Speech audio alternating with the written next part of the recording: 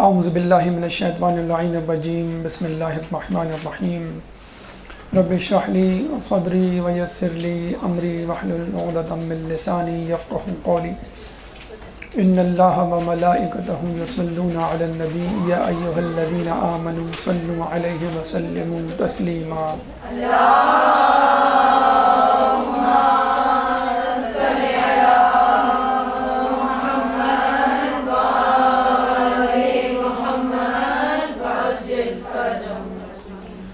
ماہ رجب ہمارے ساتھ اپنی سعادتوں کو لیے ہوئے جاری و ساری ہے،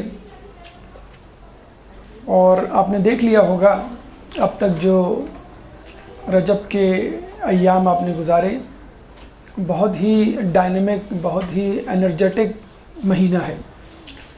ابھی آپ عمل ام داؤد سے فارغ ہوئے ہوں گے۔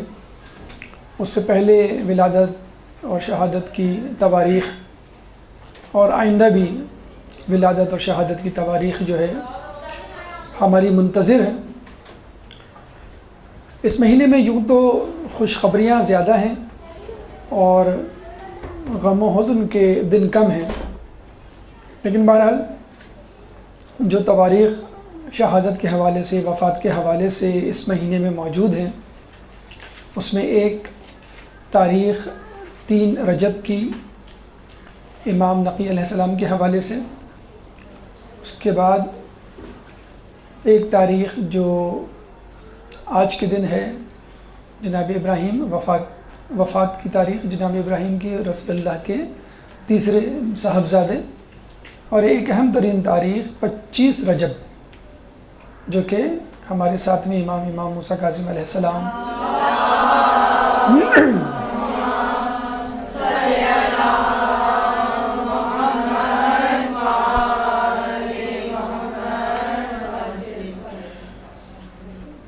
ہمارا موضوع 25 رجب کے حوالے سے سیرت امام موسیٰ کاظم کے اخلاقی پہلو۔ اس سے پہلے یہ تذکرہ ہم کرتے چلیں کہ رسول اللہ کی اولادوں میں 3 اولادیں، طاہر، قاسم اور جناب ابراہیم۔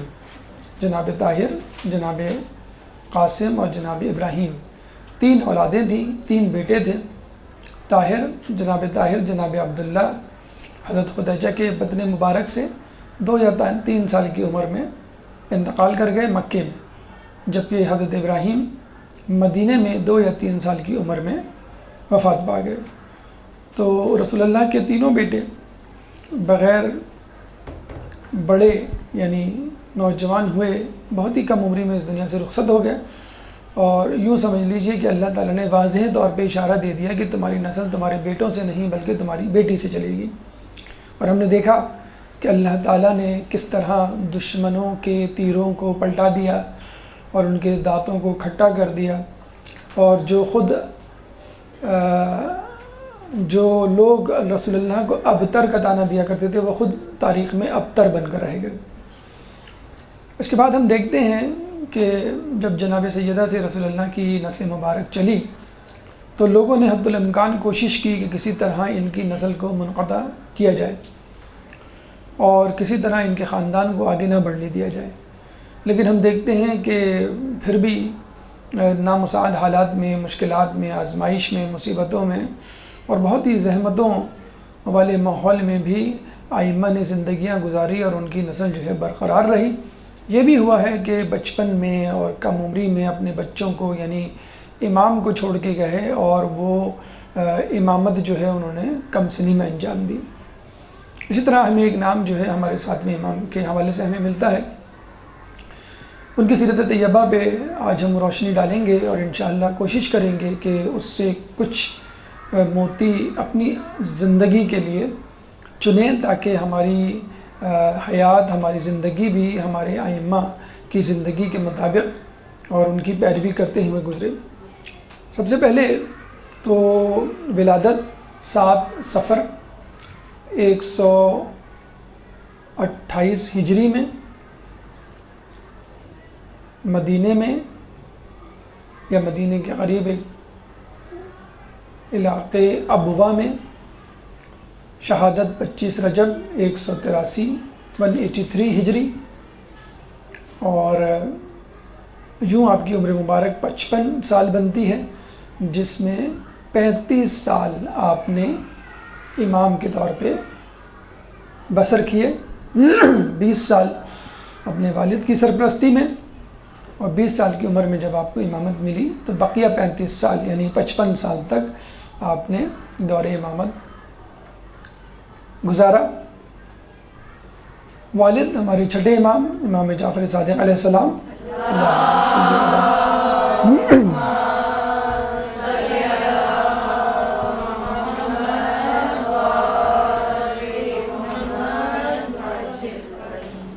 والدہ حمیدہ خاتون، اور ان کی جرأت مندی اور بہادری کا نمونہ آپ یوں دیکھ سکتے ہیں کہ جب آپ یعنی 7ویں امام حمیدہ خاتون اپنی والدہ کے بطن مبارک میں تھے اور 7واں مہینہ تھا حمل کا، تو اس کے باوجود چھٹے امام یعنی آپ کے والد آپ کو حج پہ لے کے گئے، اور واپسی میں مقام ابوا جو کہ مدینے اور مکے کے درمیان کا ایک علاقہ ہے، وہاں پہ آپ کی پیدائش ہوئی، ولادت ہوئی۔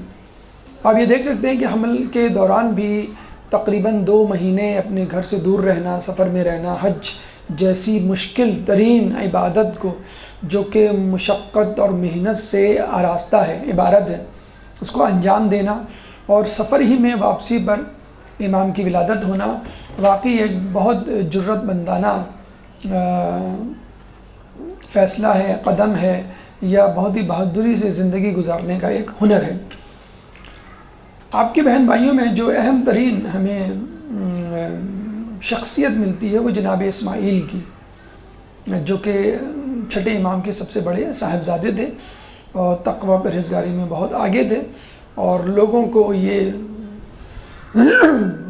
شک ہو چلا تھا کہ شاید چھٹے امام کے بعد امام جو ہیں وہ اسماعیل بنیں گے، لیکن اللہ تعالیٰ کی حجت لوگوں پہ بہت واضح طور پہ آشکار ہوئی، اور خود چھٹے امام کی زندگی میں جناب اسماعیل ان کے بڑے بیٹے کا انتقال ہوا، اور چھٹے امام نے باقاعدہ ان کی میت کو، ان کی جسد خاکی کو، جسد مبارک کو اپنے سامنے رکھ کے لوگوں کو مخاطب کر کے کہا تھا کہ دیکھو جس طرح امامت کے معاملے میں اسماعیل کے حوالے سے حجت اللہ تعالیٰ نے تمام کی ہے، اتنی واضح حجت کبھی تمام نہیں ہوئی، یعنی جس امام کا جو کہ امام ہونے والا ہے اگر اس کا انتقال پہلے ہو جائے تو وہ امام ہو ہی نہیں سکتا، اور یہ تو امام ہونے والے ہی نہیں تھے، امام تو 7ویں امام کو، امام موسیٰ کاظم کو بننا تھا، لیکن پھر بھی لوگوں کو شک تھا، تو جب ان کا انتقال ہوا چھٹے امام کی زندگی میں تو بالکل واضح ہو گیا کہ اگر بننا بھی تھا اگر تو یہ نہیں بن سکے، اور وہاں یہاں تو معاملہ ہی دوسرا تھا کہ بننا ہی نہیں تھا۔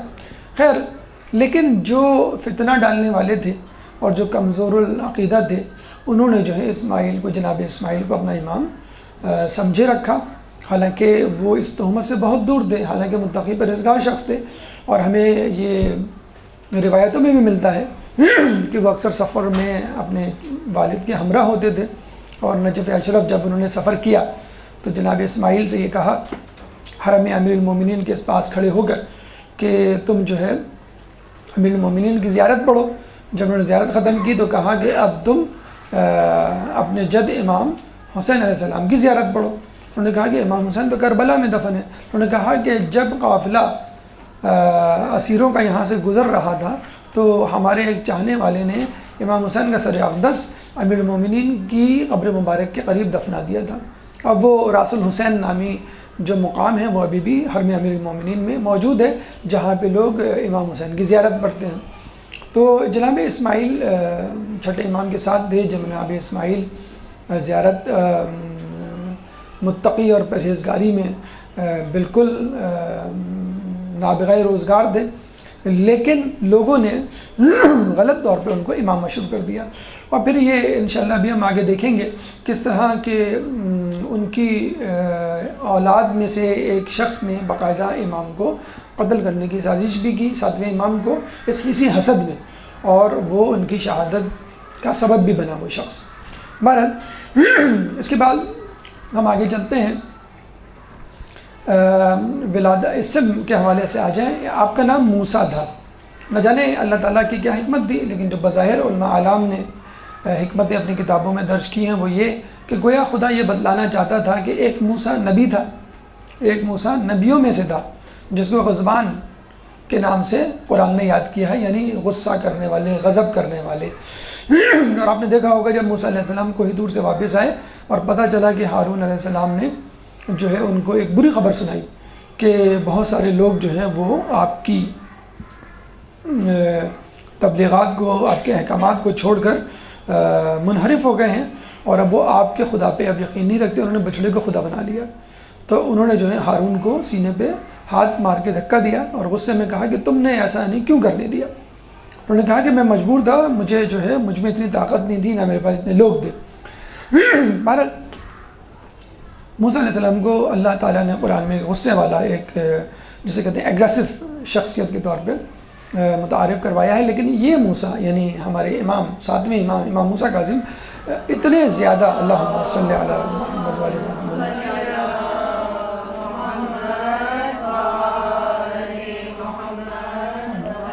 اتنے زیادہ غصے کو ضبط کرنے والے تھے کہ ان کے نام کے ساتھ کاظم پڑ گیا، یعنی آپ ان کے نام سے کاظم لفظ الگ نہیں کر سکتے۔ اگر آپ صرف موسیٰ کہیں گے تو کوئی نہیں سمجھے گا، اگر آپ کہیں گے موسیٰ کاظم فوراً سمجھ جائیں گے۔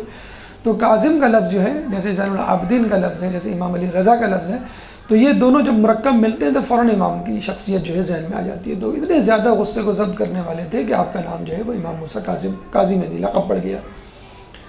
اور القاب میں ایک جو مشہور ترین لقب ہے کاظم کی طرح وہ ہے باب الحوائج۔ جیسے ہمارے یہاں باب الحوائج 3 ہیں، امام موسیٰ کاظم علیہ السلام ہیں، حضرت عباس ابو الفضل عباس ہیں اور جناب علی اصغر، یہ 3 باب الحوائج ہیں۔ اور ان کے باب الحوائج ہونے میں تو لوگوں نے بھی یعنی اغیار نے بھی اس بات کو تسلیم کیا۔ امام شافعی خود فرماتے ہیں کہ آپ کی قبر مبارک یعنی ساتویں امام موسیٰ کاظم علیہ السلام کی قبر مبارک بلا شبہ جو ہے وہ ایک مرکز ہے معجزات کا اور حاجات کی برآوری کا۔ تو آپ کی قبر مبارک پہ آج بھی لوگ وسیلہ تلاش کرتے ہیں اور آپ سے اپنی مرادیں مانگتے ہیں اور اپنی احتیاج بیان کرتے ہیں، اور اللہ تعالیٰ جو ہے آپ کے وسیلے سے لوگوں کی احتیاج کو پورا کرتا ہے۔ اس کے علاوہ عبد الصالح ایک لقب ہے، صابر ایک لقب ہے آپ کا، امین ایک لقب ہے۔ کنیت میں ابو الحسن اول، اگر ہم صرف ابو الحسن کہیں گے تو اس سے مراد امیر المومنین ہوں گے، اگر ہم کہیں گے ابو الحسن اول تو اس سے مراد امام موسیٰ کاظم ہوں گے، ابو الحسن دوئم امام علی رضا علیہ السلام ہوں گے، اور ابو الحسن ثالث اس سے مراد جو ہے وہ امام نقی علیہ السلام ہوں گے۔ تو 3 ابو الحسن یعنی 4 گزرے ہیں، ایک تو فقط ابو الحسن، پھر ابو الحسن اول، ابو الحسن دوئم، ابو الحسن ثالث یا ابو الحسن ثانی اور ابو الحسن ثالث۔ اس کے علاوہ ابو ابراہیم کیونکہ آپ کے صاحبزادے تھے، ابو اسماعیل اور ابو محمد، ابو علی، یہ ان کے اولادوں میں سے تھے، اس لیے ان کی کنیت بھی یہی ٹھہری۔ اب آئیے ہمارے دوسرے مرحلے کی طرف یعنی بادشاہان وقت۔ ایک درود پڑھ دیں محمد والے محمد۔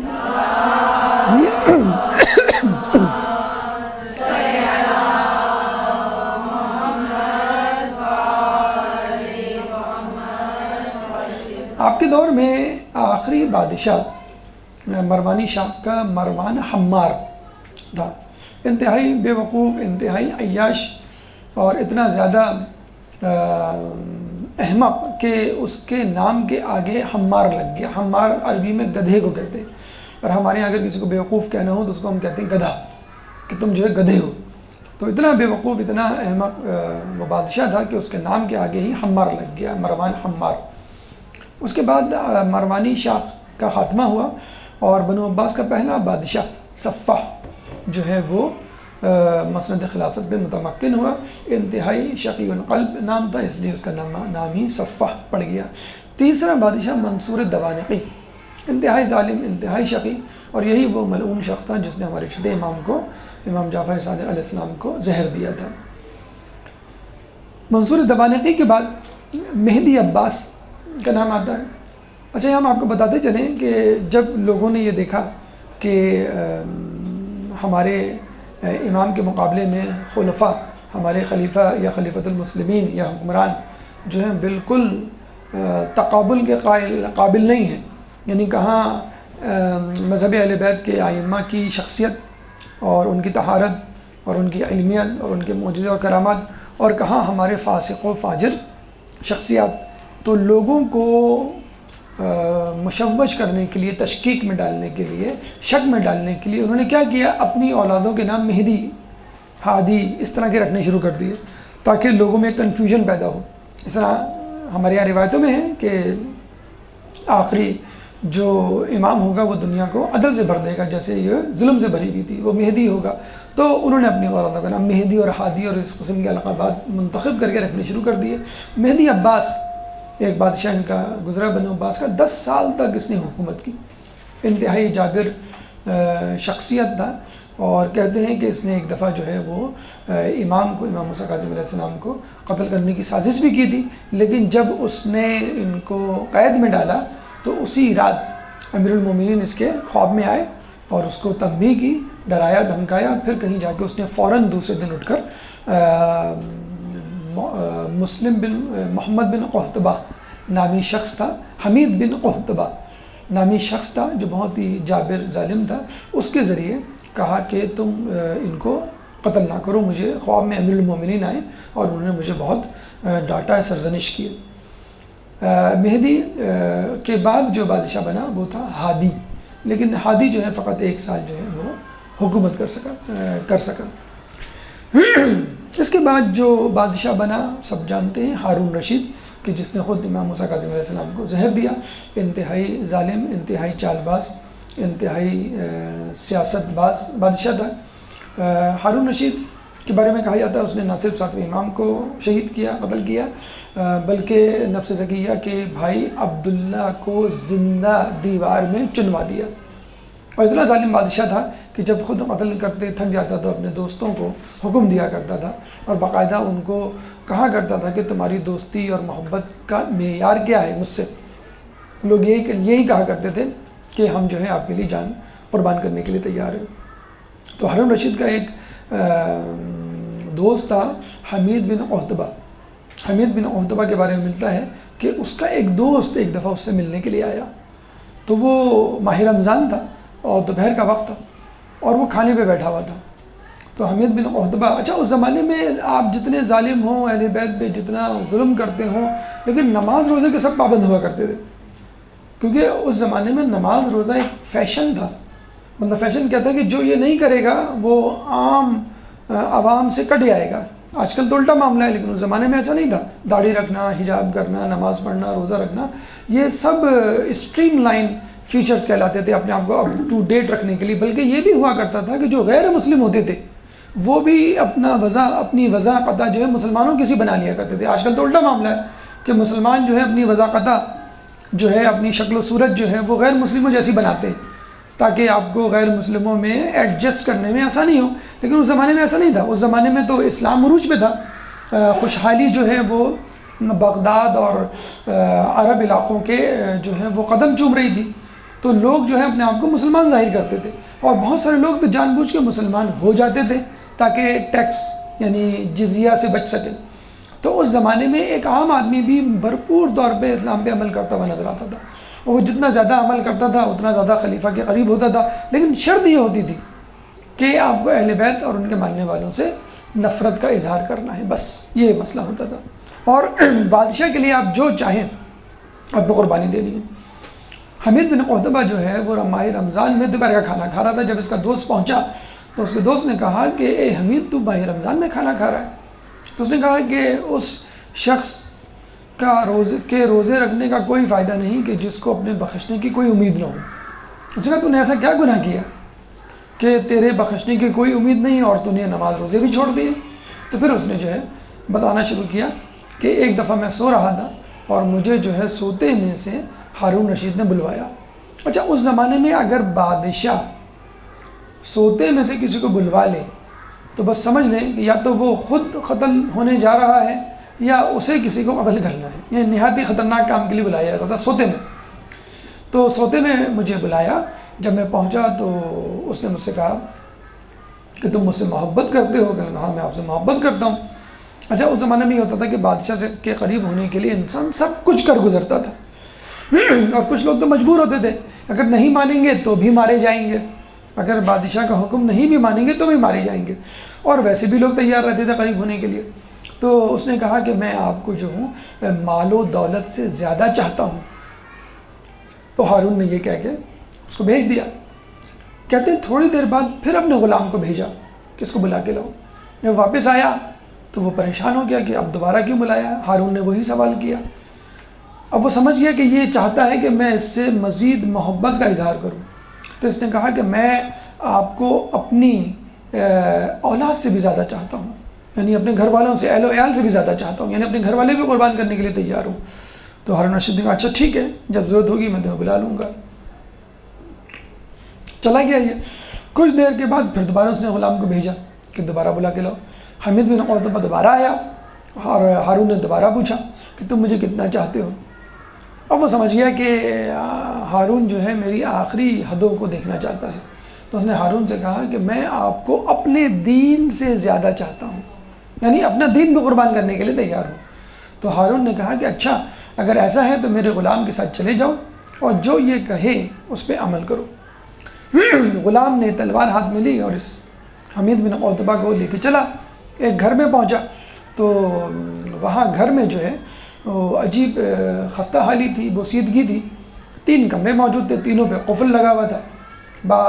غلام نے جو ہے پہلے کمرے کا قفل کھولا، دیکھا تو اس میں 20 سادات قید ہیں۔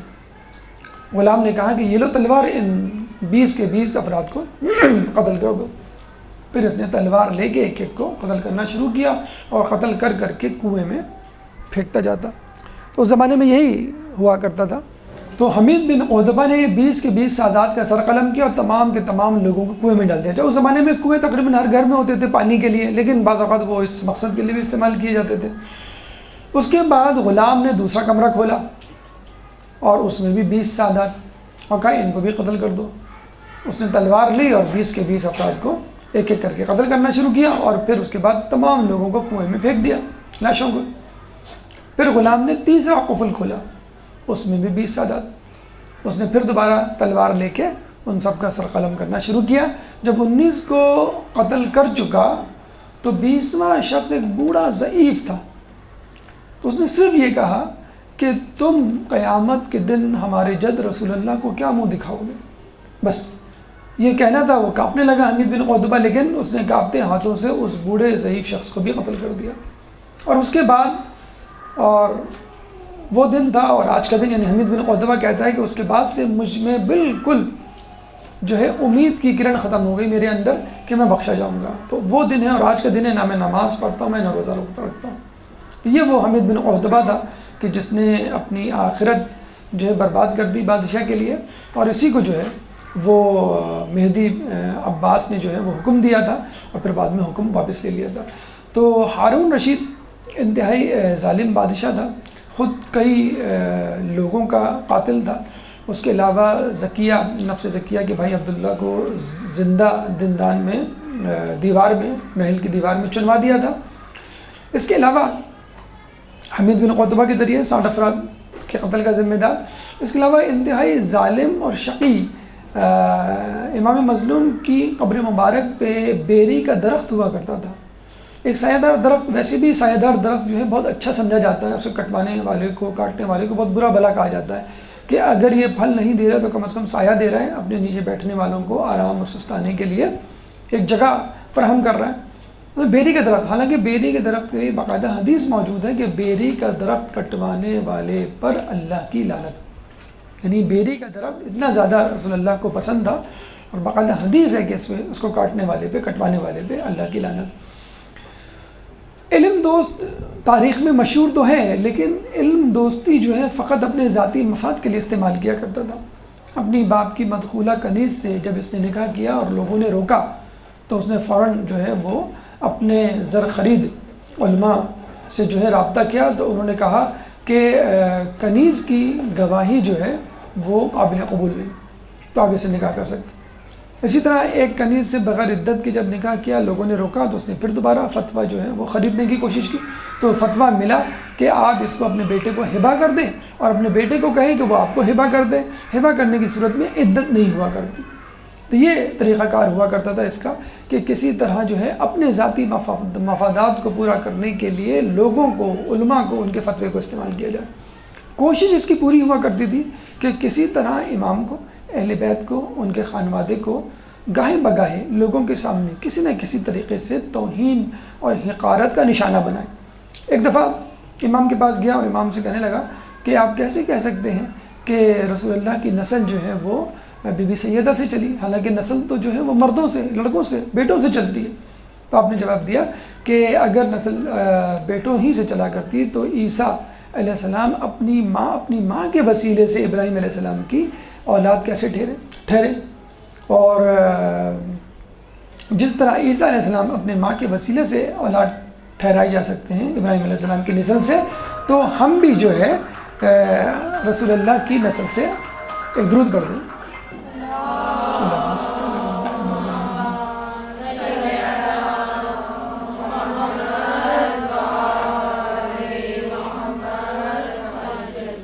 تو یہ وہ بادشاہ تھے جو آپ کے زمانے میں گزرے۔ ہارون رشید آپ کا قاتل تھا، منصور دمانقی آپ کے والد کا قاتل تھا۔ اب آئیے بچپن کے کچھ واقعات اور ان سے ہمیں کیا سبق ملتا ہے۔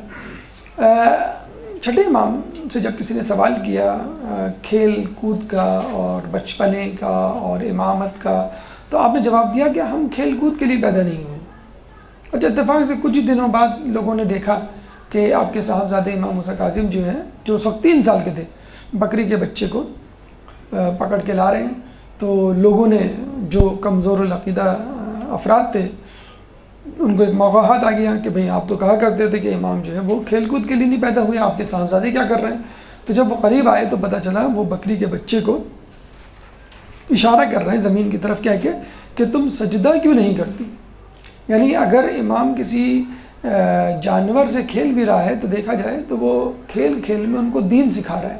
جیسے ہم بچوں کو کھیل میں میتھمیٹکس کروا رہے ہوتے ہیں، کھیل میں جو ہے ان کو سائنس پڑھا رہے ہوتے ہیں، تو ہمارے امام بھی دیکھا جائے تو لگ رہا ہوتا تھا لہو و لعب اور تفریح میں مشغول ہے، لیکن اس کے ذریعے لوگوں کو دین اور تبلیغات کا جو ہے وہ وسیلہ بنا رہے تھے اس کھیل کو۔ یا یوں کہہ لیجئے اس کھیل میں، اگر اس کو کھیل کہا جائے، وہ بتلانا چاہ رہے تھے کہ ہم تو جانور کا شرک جو ہے وہ برداشت نہیں کر سکتے، تو انسانوں کے اندر شرک کیوں کر برداشت کریں گے؟ جب ہم چاہتے ہیں کہ جانور تک جو ہے اللہ کے حضور سجدہ کرے، تو ہم یہ بھی چاہیں گے ہمارے چاہنے والے اور مسلمان اور مومنین جو ہیں وہ بھی اللہ کو سجدہ کریں۔ اور ہمارے یہاں امام کو پڑھانے کی ضرورت نہیں ہوتی، ہمارے یہاں امام کے لیے علم حادث نہیں ہوا کرتا کہ خاص عمر تک پہنچے گا تو اس کو علم ملے گا۔ جیسے ہمارے یہاں خود علماء اکرام ہوتے ہیں، وہ ایک خاص حوزے کا ایک امتحان پاس کریں گے، خاص کتاب پڑھیں گے، خاص عمر میں وہ عالم بنیں گے۔ تو ہمارے ائمہ کے لیے نہیں ہوتے، ان کے یہاں جو علم ہوتا ہے وہ علم لدنی ہوتا ہے، مطلب اللہ کی طرف سے الہام کردہ ہوتا ہے، ان کو کسی سے پڑھنے لکھنے سیکھنے کی ضرورت نہیں ہوتی۔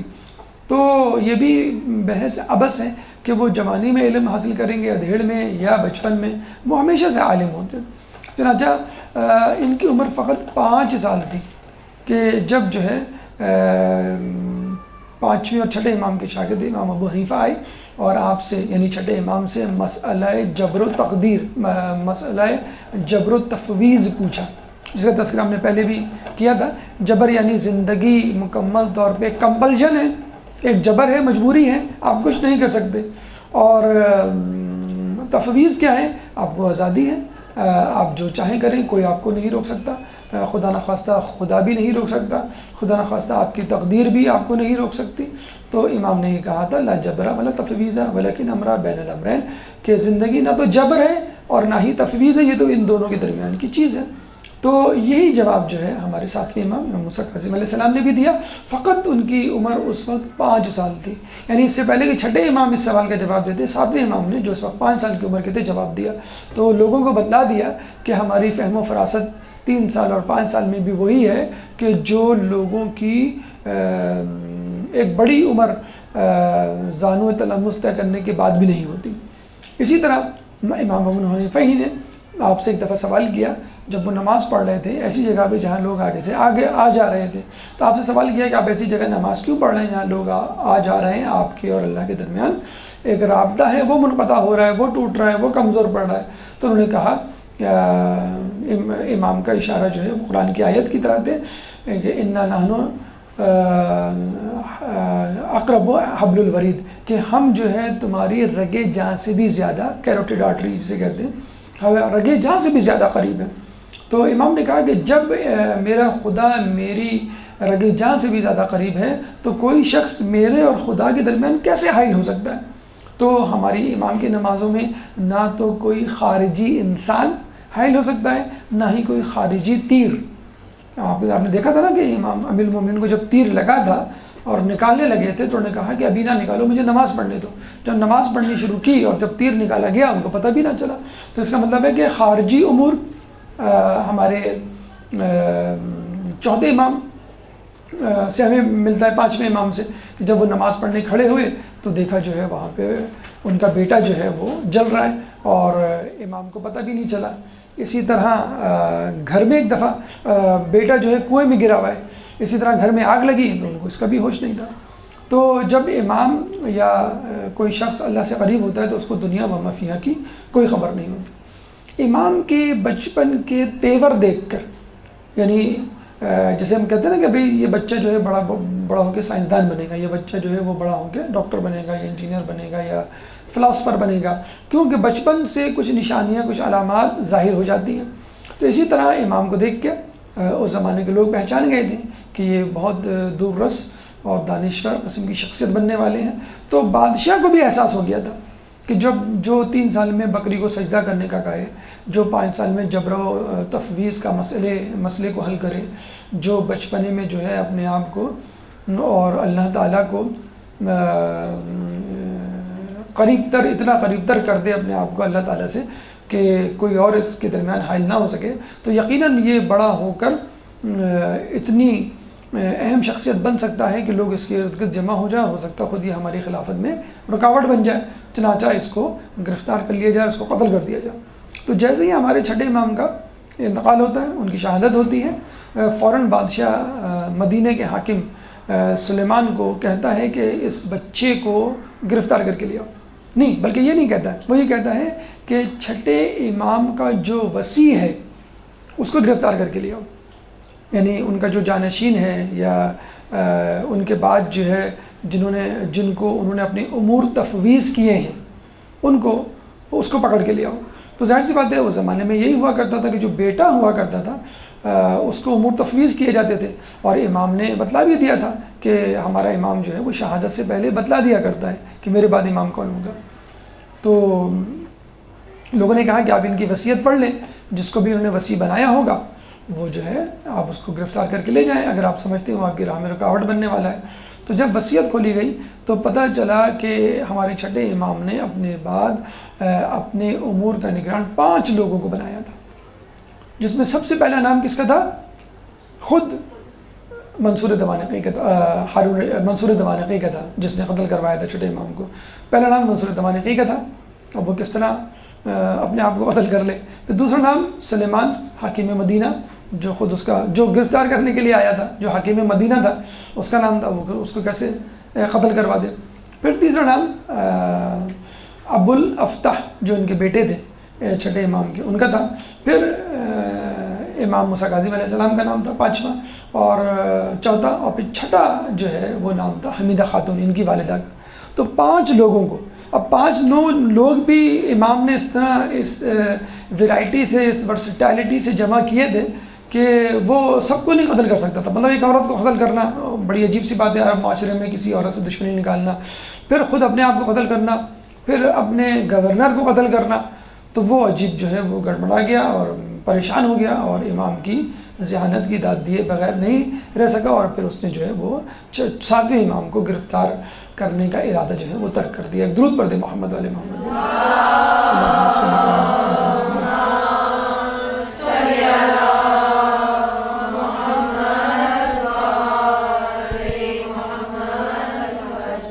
ہر امام کے دور میں ان کی زندگی سے متعلق مختلف امور مد نظر رکھے گئے ہیں اور مخصوص حالات رہے ہیں، اور ہر امام ان مخصوص حالات کے پیش نظر اس پس منظر میں پہچانا گیا ہے۔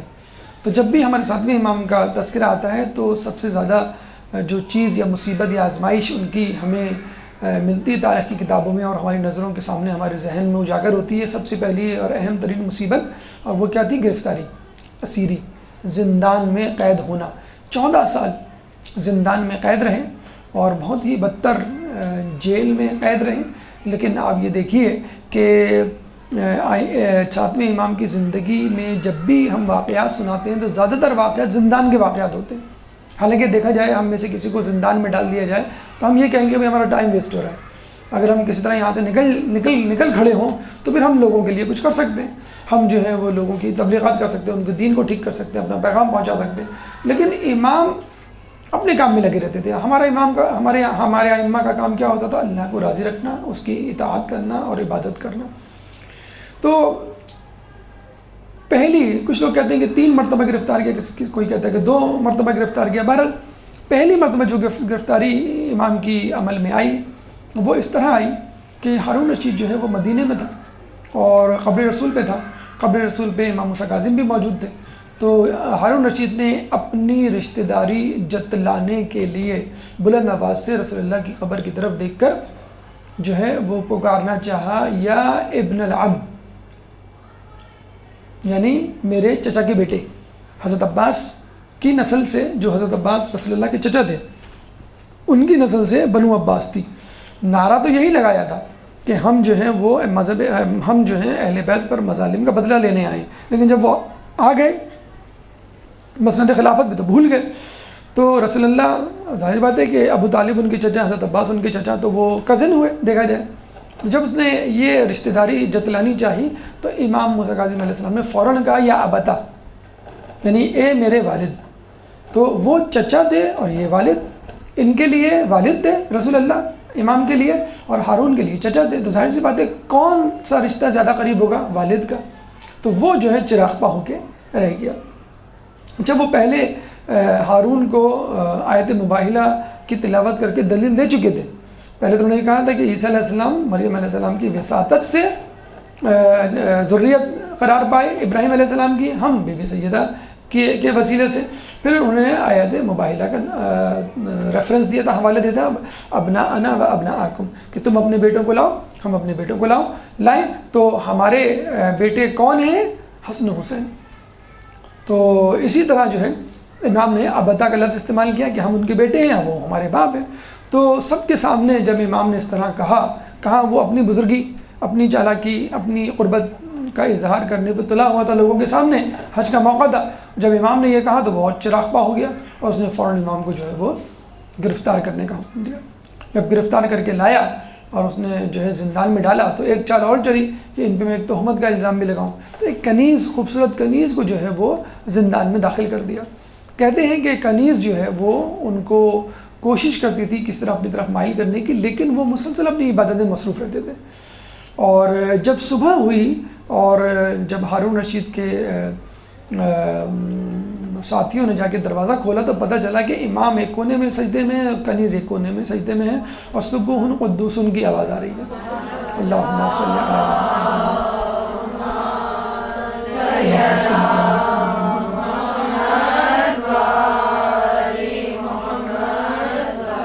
کہتے ہیں ہارون نے جب کنیز کو طلب کیا اور اس سے پوچھا کہ میں نے تو تجھے امام کو ورغلانے کے لیے بھیجا تھا، تو خود جو ہے وہ امام کے طریقے پر آ گئی۔ تو اس کنیز نے کہا میں کیا کروں کہ جب میں گئی اور میں نے امام کی طرف دیکھا تو امام کے پیچھے ان کے پس منظر میں مجھے باغات نظر آئے، باغات میں بہت ساری خوبصورت عورتیں نظر آئیں، اور انہوں نے مجھ سے برملا کہا کہ تو یہاں سے چلی جا، ہم ان کی خدمت کے لیے کافی ہیں۔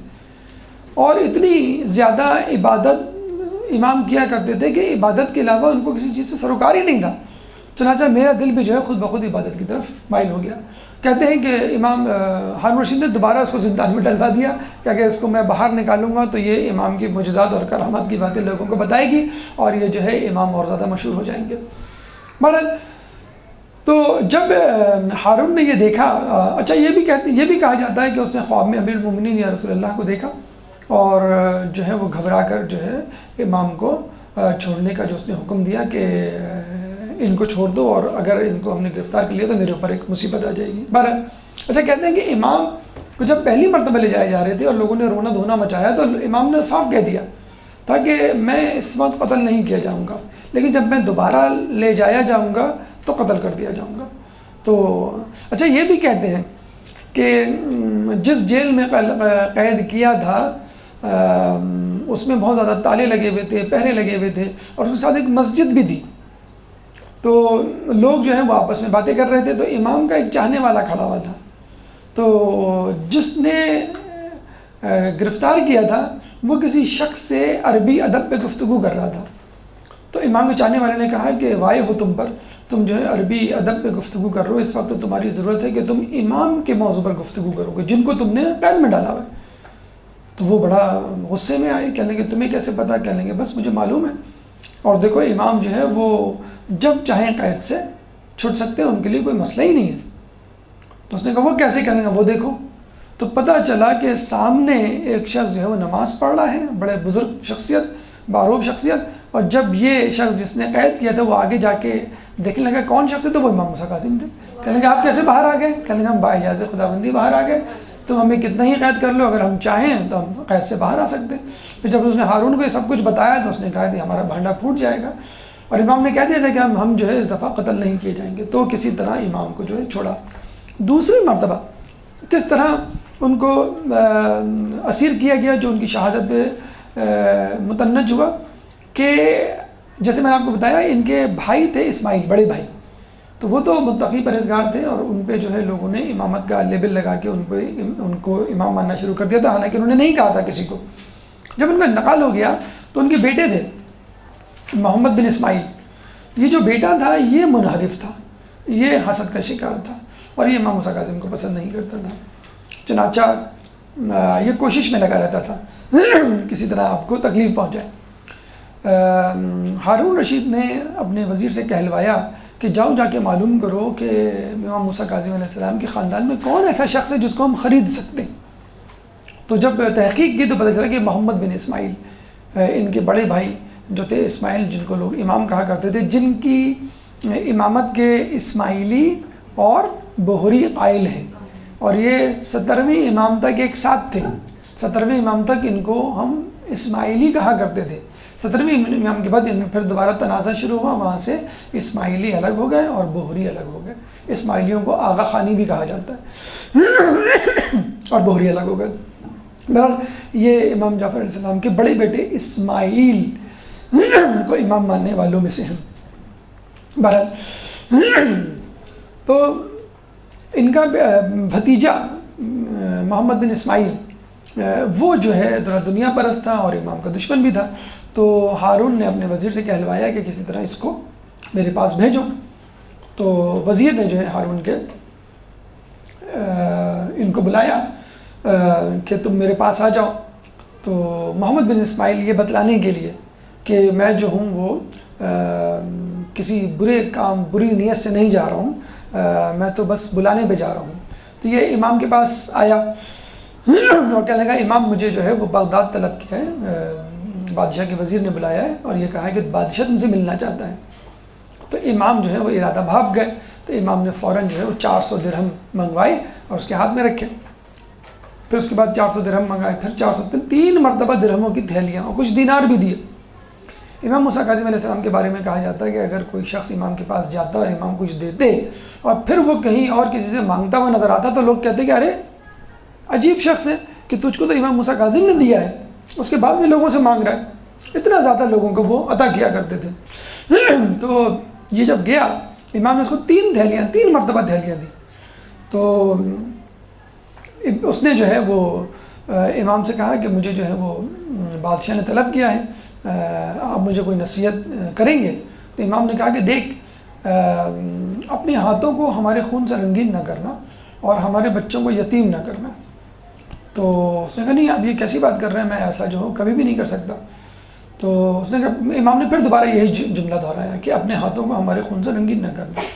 جب وہ چلا گیا تو لوگوں نے پوچھا کہ آپ جب سمجھتے ہیں کہ آپ کا قاتل ہے یا ہوگا تو آپ نے اس کو کیوں نوازا؟ انہوں نے کہا کہ یہ قطع رحمی کرنے پہ تو تلا ہوا تھا، ہم صلح رحمی پہ تلے ہوئے تھے تاکہ ہم لوگوں کو بتا سکیں اور اس پہ حجت تمام کر سکیں۔ دوسرا یہ کہ یہی جو ہے وہ میرا قاتل بنے گا اور میرے اپنے ہاتھوں کو میرے خون سے جو ہے وہ رنگین کرے گا۔ خیر یہ چلا گیا باجی ہارون رشید کے پاس، تو اس نے کہا کہ بھئی سناؤ حال احوال کیا ہیں؟ ابھی اپنے نمبر بڑھانے کے لیے بادشاہ سے تحفے تحائف لینے کے لیے، پیسہ درم و دینار لینے کے لیے فوراً کیا جملہ کہتا ہے کہ مجھے سمجھ میں نہیں آتا کہ اس سلطنت میں 2 خلیفہ کیسے؟ کیا مطلب؟ کہنے ایک آپ خلیفہ ہیں جن کے پاس بغداد اور آس پاس کے علاقوں کا خراج آتا ہے، اور ایک امام موسیٰ کاظم بھی خلیفہ ہیں، ان کے پاس بھی خراج آتا ہے، یعنی خمس، زکوٰۃ، عطیات، تحفے تحائف امام کو جو ہم بھیجتے ہیں تو اس زمانے میں بھیجتے تھے تو ان کے پاس آتا تھا۔ اور دوسری بات یہ ہے کہ مجھے تو لگتا ہے کہ وہ خلیفہ ہیں، تم نہیں ہو۔ تو وہ سمجھ گیا اور اس کو گواہی بھی مل گئی۔ اس نے فوراً حکم دیا کہ محمد بن اسماعیل کو 2 لاکھ درہم دیے جائیں، 2 لاکھ دینار دیے جائیں، 2 لاکھ دینار۔ اور یہ کہہ کے وہ چلا گیا۔ تو اس کا غلام جو ہے وہ 2 لاکھ دینار لینے کے لیے محل روانہ ہو گیا۔ تو کہتے ہیں کہ اس کو پیٹ میں مموڑ اٹھا، یہ بیت الخلاء گیا، وہاں پہ اس کو اتنی زبردست پیچش ہوئی کہ ساری تڑیاں، انٹسٹائن، آنتیں باہر آ گئی۔ اور جب بادشاہ کا غلام 2 لاکھ دینار لے کر آیا تو یہ بستر مرگ پہ پڑا ہوا تھا، اور جب اس کو تھیلیاں پکڑوا رہا تھا تو یہ محمد بن اسماعیل کہہ رہا تھا کہ اب کیا فائدہ، اب تو میں آخری سانسیں لے رہا ہوں، اور یہ کہتے ہوئے وہ مر گیا۔ یعنی اس کو 2 لاکھ دینار کام نہیں آئے، اور اس کا جو ہے وہ وقت آخر بھی جو ہے وہ کفر کی حالت، یعنی امام سے بغاوت کی صورت میں ہوا۔ جب ہارون نے یہ سن لیا اور لوگوں سے گواہی بھی طلب کر لی کہ دیکھو میرے خلاف بغاوت ہو رہی ہے، تب اس نے جو ہے امام موسیٰ کاظم کو طلب کیا، ان کو قید خانے میں ڈال دیا۔ اچھا، شخصیت یہ اتنی باروب تھی، اتنی متقی پرہیزگار شخصیت تھی کہ اس کو ہمت نہیں ہوتی تھی خود کچھ کرنے کی۔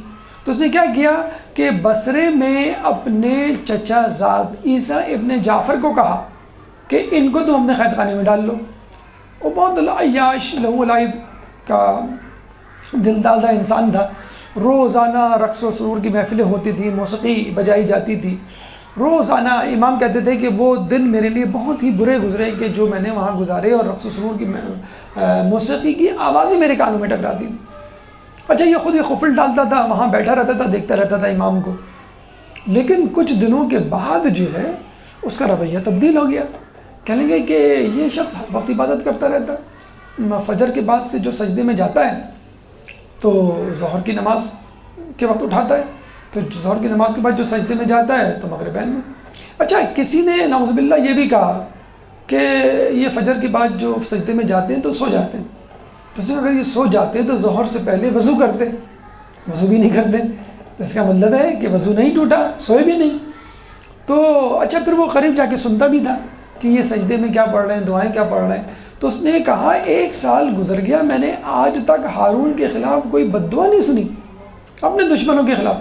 تو جب ہارون نے اپنے چچا زاد عیسیٰ ابن جعفر کو کہا کہ تم اس کو قتل کیوں نہیں کرتے جو میں نے کہا تم کو، کہنے لگا میں کیسے قتل کر دوں، میں نے آج تک اس کی زبان سے آپ کے خلاف، اپنے خلاف، اپنے دشمنوں کے خلاف کوئی بد دعا ہی نہیں سنی، فقط اور فقط اللہ کی حمد و ثنا کرتا رہتا ہے یہ شخص، اور میں اس کو کبھی بھی قتل نہیں کروں گا چاہے تو مجھے قتل کر دے، میں قتل ہونے کے لیے تیار ہوں۔ یعنی اس کا چچا زاد کہہ رہا ہے۔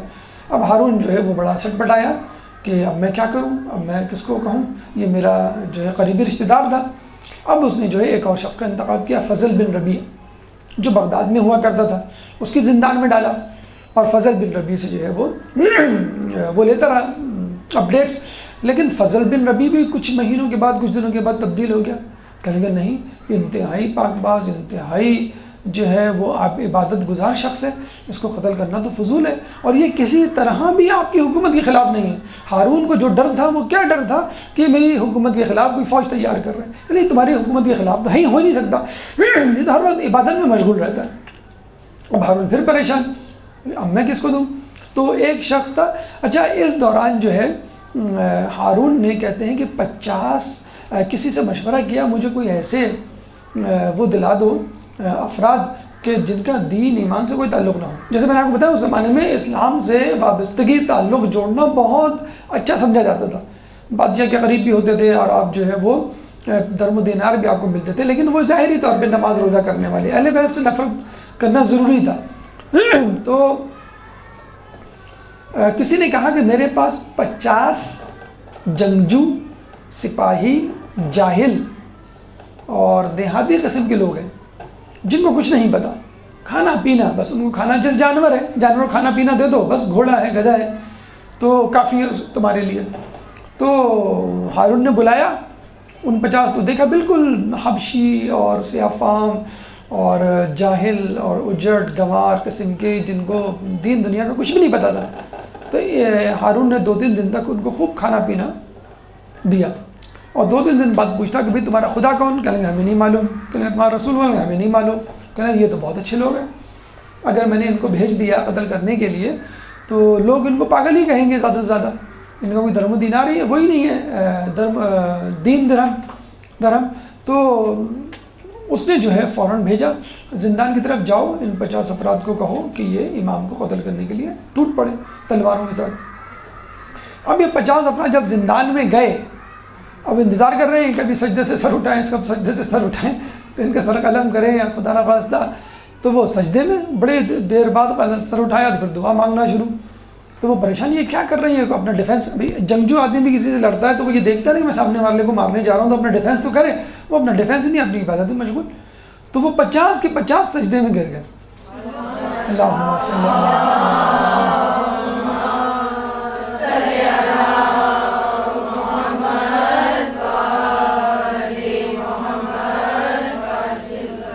یہاں جو ہے پھر اس کی حکمت عملی جو ہے وہ فیل ہو گئی۔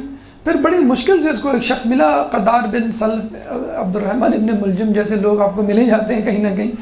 تو سندی بن ہاشک شخص تھا، بہت ہی ظالم سفاک، اسی طرح کا قدار بن سلف ابن ملجم جیسا، یزید جیسا، حرملہ یا شمر جیسا۔ تو اس کو کہا پھر کہ تم جو ہے امام کو قتل کرو۔ پھر کہیں جا کر اس نے امام کو 20 کھجوریں لیں اور ان میں جو ہے سوئی کے ذریعے یا دھاگے کے ذریعے جو ہے وہ زہر منتقل کیا، اور کہتے ہیں کہ خود ہارون رشید نے زہر منتقل کیا، اس میں سے کچھ کھجوریں کھائیں، رطب تازہ کھجوریں، اور باقی جو امام کو بھیج دیں، اور یہ کہلوا کے بھیجی کہ کہنا کہ ہارون نے خود اس میں سے کھایا ہے۔ اور یہ تو آپ سن بھی چکے ہیں، بعض ائمہ کو جو انگور بھی دیا گیا، کچھ انگور کے خوشے کھا لیے، باقی دے دیے، جس میں سوئی کے ذریعے سے زہر منتقل کیا گیا تھا۔ تو امام نے جو ہے وہ کہا کہ آپ کو سب کھانی پڑیں گی، امام نے کھائیں، اور جب امام نے کھا لی تو پتہ چلا کہ زہر کا کوئی اثر ہی نہیں ہے۔ اچھا، ابھی فوراً کھا کے ختم کی تھی انہوں نے، تو اس نے جو ہے سندی بن ہاشک نے اور اس کے وزیر نے فوراً 50 افراد کو بلایا، 80 افراد کو، کہ دیکھو بھئی یہ صحیح سالم ہیں کہ نہیں ہے؟ انہوں نے کہا ہاں بھائی بالکل صحیح سالم ہے، ان کو کچھ ہوا تو نہیں ہے، زہر تو نہیں دیا؟ کہ نہیں دیا گیا۔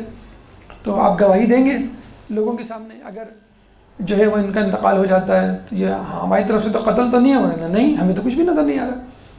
تو یہ کہہ کے جب جانے لگے تو امام نے کہا کہ دیکھو میرے لیے یہ والی گواہی مت دینا، مجھے واقعی زہر دیا گیا ہے، اور کچھ دنوں کے بعد میرا جو ہے وہ انتقال ہو جائے گا، میرا رنگ جو ہے ابھی ایسا ہے، ابھی جو ہے وہ سبز پڑ جائے گا، میری ہتھیلی جو ہے وہ سبز ہو جائیں گی، تم دیکھنا۔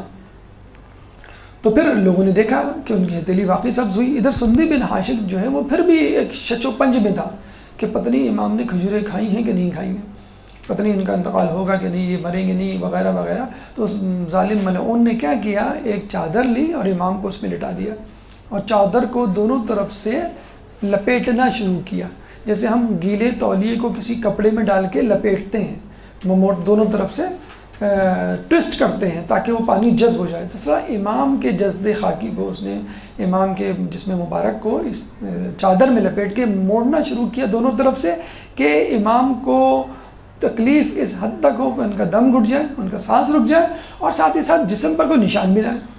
جب اس نے کیا تو امام کی شہادت ہو گئی، اور پھر جو ہے اس نے جا کے عمالوں کو کہا کہ تم جو ہے ان کو بغداد کی سڑک پہ جا کے چھوڑاؤ، اور اس نے جو ہے بغداد کی سڑک پہ جا کے 3 دن تک کہتے ہیں کہ امام کا جنازہ وہاں پڑا رہا، اور اس کے بعد میں اعجاز خداوندی 8ویں امام آئے اور انہوں نے جو ہے وہ تجہیز و تکفین کی۔ کہتے ہیں کہ اور لوگ غسل دے رہے تھے، اور ان کا صحابی بتاتا ہے کہ ان کے غسل کا پانی امام کے جسم مبارک کو چھو نہیں رہا تھا، اور امام علی رضا جو پانی ڈال رہے تھے وہ ان کو جسم کو چھو رہا تھا۔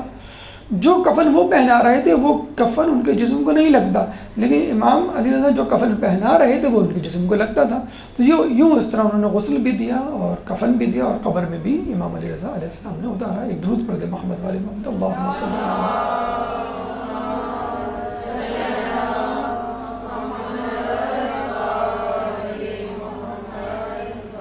آپ کی اولادوں میں ویسے تو یہ ملتا ہے کہ 18 لڑکے اور 19 لڑکیاں تھیں.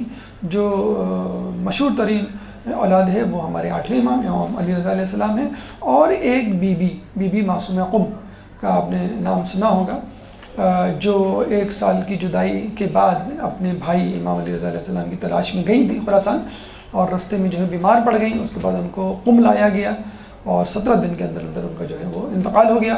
جب انتقال ہوا تو ان کو دفنانے کا مسئلہ درپیش ہوا. ایک بزرگ آگے بڑھے دفنانے کے لیے، تو ایک دم سے دیکھا کہ 2 گھڑ سوار کہیں دور سے آئے ہیں اور انہوں نے جو ہے بی بی معصومہ قم کو دفنا دیا ہے.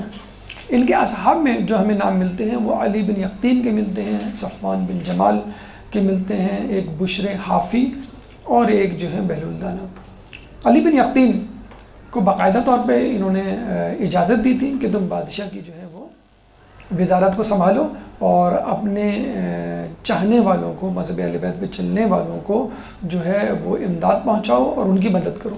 تو علی بن یقطین نے آپ کی جسے کہتے ہیں کہ سرپرستی میں اس عہدے کو قبول کیا، اور جب ان کی مخبری ہوئی کہ علی بن یقطین جو ہے امام کا ساتھی ہے، تو باقاعدہ جو ہے بادشاہ نے پروگرام بنایا کہ کسی طرح میں چھپ کر ان کا وضو چیک کروں گا، کیونکہ نماز تو وہ سب کے ساتھ پڑھتے تھے، وہ تقیہ میں پڑھ سکتے لیکن وضو تو اکیلے میں کرتا ہے. تو اتفاق سے امام نے اسی دن ان کو غیر شیعہ طریقے سے وضو کرنے کا کہا تھا، یعنی پاؤں کو دھونے کا حکم دیا تھا. اسی دن بادشاہ نے جب دیکھا تو بادشاہ نے کہا بھائی یہ تو ہماری عقیدے کے ہیں، اور پھر جو ہے بادشاہ نے جس وزیر نے چغلی کی تھی اس کو جو ہے پھانسی پہ لٹکا دیا تھا. صفوان بن جمال اونٹوں کو کرائے پہ دیتے تھے، بہت زیادہ جسے کہہ لیں آج کل جیسے رینٹ کار جیسے ہوتا ہے، بڑے اچھے ان کے اونٹ تھے کہ بادشاہ تک لیا کرتا تھا. تو جب امام نے کو پتہ چلا تو امام نے اسے کہا کہ تم کیا بادشاہ کے وہ دوست احباب میں سے؟ اس نے کہا نہیں. کہنے کا کیا تم یہ خواہش نہیں رکھتے کہ بادشاہ جب سفر پہ جائے گا تمہاری اونٹ پہ بیٹھ کے تو واپسی میں تم دعا نہیں کرتے کہ وہ صحیح سلامت آئے تاکہ تمہاری اونٹ بھی صحیح سلامت ہو اور تمہیں اس کا کرایہ ملے؟ کہنے کا ہاں. کہنے اس طرح تو تم بادشاہ کی صحت و سلامتی کے لیے دعا گو ہوتے ہو. تو انہوں نے نظریں جھکا کر کہا کہ ہاں لگتا تو ایسے ہی ہے. تو امام نے کہا کہ اس طرح تو تم بادشاہ کے خیر خواہ ہوئے. تو جب یہ سنا تو صفوان بن جمال نے جو ہے وہ بادشاہ کو منع تو نہیں کر سکتا تھا، اس نے کیا کیا اپنے سارے اونٹ جو ہیں وہ بیچ دیے. ہارون رشید کو جب پتہ چلا تو غصے میں آ کے اس نے کہا کہ میں چاہتا تھا تو میں قتل کر سکتا تھا، لیکن چونکہ تمہارا میرے ساتھ معاملہ بہت اچھا رہا ہے اس لیے میں تمہیں چھوڑ دیتا ہوں. صفوان بن جمال امام کے اتنے زیادہ قریب تھے کہ ایک دفعہ علی بن یقطین سے ملنے گئے، اور علی بن یقطین جو ہے مصروف تھے کسی کام میں. علی بن یقطین جو ہے جب امام موسیٰ کاظم علیہ السلام کے پاس ملنے کے لیے آئے تو آپ نے ملنے سے انکار کر دیا کہ تم نے صفوان بن جمال سے ملنے سے انکار کر دیا تھا. تو وہ بڑے حیران پریشان ہوئے، کہنے لگے ہاں میں مصروف تھا. کہنے لگے جب تک وہ تم سے راضی نہیں ہوگا ہم تم سے راضی نہیں ہوں گے، خدا بھی تم سے راضی نہیں ہوگا. تو کہتے ہیں اسی وقت جو ہے وہ عراق آئے، صفوان بن جمال سے جو ہے معافی مانگی، بلکہ یہاں تک کہا کہ تم اپنے مٹی زدہ پیر جو ہے ہمارے گال پہ رکھو تاکہ جسے کہتے ہیں نا فنگر پرنٹ، ایک فٹ پرنٹ بن جائے اور میں امام کو جا کے یہ خاک یہ دھول دکھا سکوں.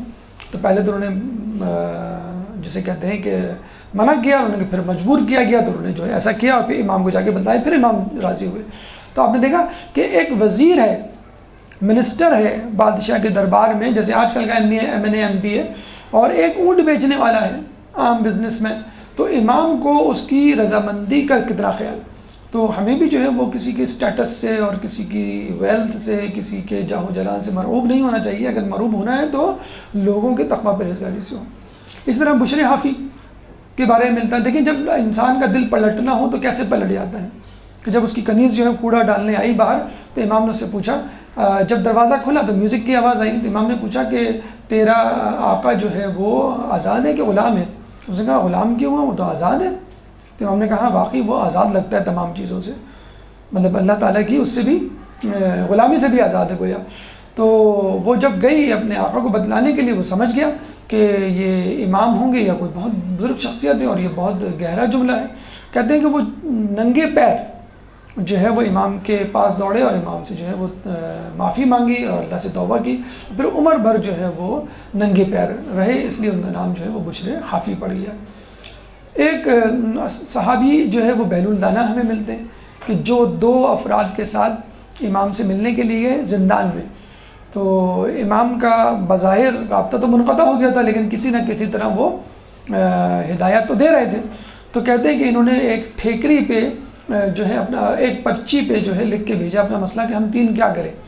تو جب وہ پرچہ وہاں گیا، امام کے پاس کچھ لکھنے کے لیے تو تھا نہیں، تو امام نے جو ایک مٹی کی ٹھیکری لی، اس میں ناخن سے یوں جیم کر کے لکھ دیا. جب یہ ٹھیکری باہر گئی مٹی کی، وہ کنکری یا ٹھیکری کہہ لیں جو کچی مٹی کلے کی بنتی ہے، تو اس میں جیم لکھا ہوا تھا. تو ایک شخص نے یہ سمجھا امام کا مطلب ہے جلا وطن جیم سے، تو میں اپنے ملک کو چھوڑ کے چلا جاتا ہوں. وہ اپنے ملک کو چھوڑ کے چلا گیا. یعنی ہمارے مسائل کا حل، شیعوں پہ جو مظالم ہو رہے ہیں اس کا کیا حل ہے، یہ پوچھنے کے لیے انہوں نے اپنا پرچہ اندر پھینکا تھا زندان میں. امام کے پاس تھا نہیں، تو ٹھیکری پہ جیم لکھ دیا. تو جلا وطن اپنے ملک کو چھوڑ کے چلا گیا. دوسرے نے یہ کہا نہیں، اس کا مطلب ہے جبل یعنی پہاڑ. تو وہ دنیا یعنی شہر کو چھوڑ کے پہاڑ پہ چلا گیا اور ہمیشہ کے لیے روپوش ہو گیا اور عابد و زاہد بن گیا، وہیں پہ رہنے لگا، عبادت کرنے لگا. بہلول دانہ نے جیم سے مطلب لیا جنو، یعنی اپنے آپ کو مجنو ظاہر کرو. تو بس اس وقت سے لے کر مرتے دم تک وہ بہلول دانہ نے، حالانکہ کہا جاتا ہارون رشید کا کزن تھا، یہ کزن تھے، امزاد تھے، لیکن اپنے آپ کو جو ہے پاگل اور دیوانہ جو ہے ظاہر کیا کرتے تھے اور لوگوں کو آخر وقت تک شک میں تو رکھا، لیکن آخر وقت تک یقین نہیں ہونے دیا کہ میں جو ہوں وہ دانشور ہوں یا اہل بیت کا جو ہوں وہ ماننے والا ہوں. یعنی اتنی زیادہ فہم و فراست عروج پہ تھی کہ ایک دفعہ بازار میں بیٹھے ہوئے تو کسی نے پوچھا کہ بہلول کیا کر رہے ہو؟ تو انہوں نے کہا کہ میں خدا اور بندے میں مصالحت کروا رہا ہوں. تو کسی نے کہا کہ کیا کچھ نتیجہ نکلا؟ کہنے کہ نہیں. کہنے کیوں؟ کہنے اس لیے نہیں نکلا کہ خدا تو راضی ہے، بندہ راضی نہیں ہے. پھر کچھ دنوں کے بعد بہلول کو قبرستان میں دیکھا. کہا بہلول کیا کر رہے ہو؟ کہنے کہ خدا اور بندے میں مصالحت کروا رہا ہوں. تو کہا کچھ نتیجہ نکلا؟ تو بہلول نے کہا کہ کوئی نتیجہ نہیں نکلا. پوچھنے والے نے پوچھا کیوں؟ کہیں گے اس لیے کہ بندہ تو راضی ہے، اب خدا راضی نہیں ہے. تو ہمیں اگر خدا کو راضی کرنا ہے تو مرنے سے پہلے راضی کر لیں، ورنہ مرنے کے بعد ہم تو راضی کریں گے لیکن خدا جو ہے کبھی بھی راضی نہیں ہوگا. یہ تمام گزارشات مختصر طور پہ، اجمالی طور پہ سیرت امام موسیٰ کاظم علیہ السلام کی آپ کے سامنے پیش کی گئی. اللہ تعالیٰ سے دعا ہے کہ ہمیں امام کی سیرت پہ چلنے کی توفیق عطا فرما، ان کے نقش قدم پر چلنے کی توفیق عطا فرما، اور ہمیں قیامت کے دن اہل بیت کی شفاعت سے بہرہ مند فرما، امام کے ظہور میں تعجیل فرما، اور ہمیں ان کے انصار و اعوان میں شامل فرما. وآخر دعوانا الحمد للہ رب العالمین. برحمتك يا أرحم الراحمين، وصلى الله على محمد وآله الطاهرين.